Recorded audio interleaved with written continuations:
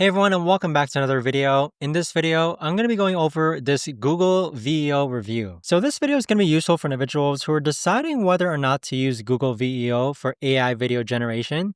And so I've been using Google Veo for about 3 months now, and I must say that's definitely one of the most impressive AI video tools out there. But here are some things that you have to be aware about. Now let's start off with the pros. With Google Veo, you do get incredibly realistic AI generated videos that can create scenes and characters that look almost photorealistic. Plus, it can generate videos up to a minute long and understands complex prompts really well. But the downside is that it's still in limited access, so not everyone can use it yet, and the processing times can be pretty long for more complex videos. But that's like any other AI generator out there. Now, one of the biggest cons of Google Veo is that although the video quality is amazing, you do have to deal with some inconsistencies, and what I mean by that is sometimes the AI creates exactly what you want, other times it misinterprets it.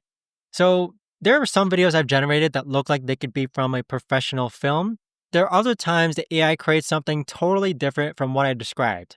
With Google Veo, I think the most realistic video I created was about a minute and 30 seconds long of someone walking through a forest. But I've also had prompts that resulted in like weird distorted footage that was not usable. Other things with Google Veo that I don't like currently is that you do have a limited control over the final output. And sometimes the AI adds elements that you didn't ask for, and unlike traditional video editing, where you can make precise adjustments, Google is more like rolling the dice and hoping you get something good if it's really based on prompting. Now, one thing to keep in mind though is that you do have to take into account the wait times and limited access because this isn't something that you can just sign up for and start using immediately. So if you need videos on a tight deadline, this probably isn't the right solution for you yet. Now with Google Veo, there can be some ethical concerns about AI generated video. So my recommendation is that you always be transparent about using AI generated footage and consider the implications. For me, for example, I always disclose when I'm using AI generated content because the technology is so realistic, it could be misleading. Now here are my 3 tips for people who want to try out Google Veo. First tip is to be very specific and detailed in your prompts because the AI works much better with clear descriptions than vague ideas. I learned to write prompts like I was describing a scene to a film director with specific details about lighting, camera angles, and actions. Second tip is to experiment with different prompt styles and lengths because Google responds differently to various approaches.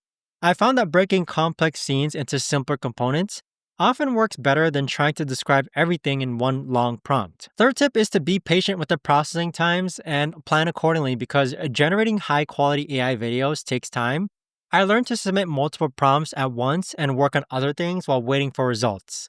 My rule is that if you need videos immediately or on a regular schedule, Google Veo probably isn't practical yet. But with Google Veo though, I'd say that it's been a fascinating glimpse into the future of video creation when it works really well and the results are genuinely mind-blowing. Google Veo support is pretty limited because it's still in early access, but the community forums are pretty helpful for troubleshooting.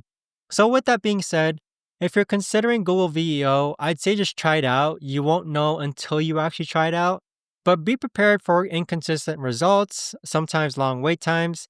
But I hope you found this video helpful, guys. If you have any questions, let me know in the comments down below.